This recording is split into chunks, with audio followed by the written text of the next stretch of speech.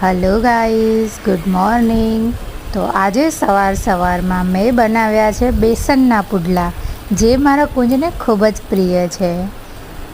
અમારા ગુજરાતીના ઘરમાં તો તમને આ જોવા મળે જ.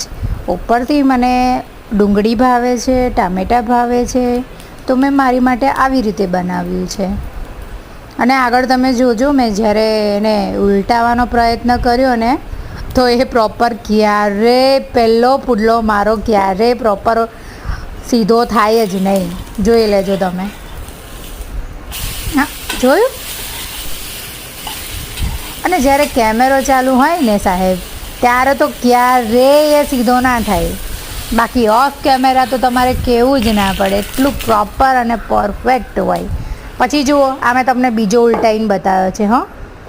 કુંજ આવી ગયો છે નાહીને, પહેરી રહ્યો હતો કપડાં, અને મેં કહ્યું કે ભાઈ ચલ નાસ્તો કરીએ આપણે, કેમ કે મને લાગી હતી સવારમાં બહુ જ ભૂખ. ચલો મિત્રો, તો તમે પણ બધા આવી જાઓ ચા પીવા. હું બહુ જ સરસ ચા બનાવું છું. અમે કરી ટીવી ચાલુ, કુંજભાઈ આવી ગયા છે, અમે લીધો ચાનો કપ, અને મા દીકરાએ કર્યું ચીયર્સ.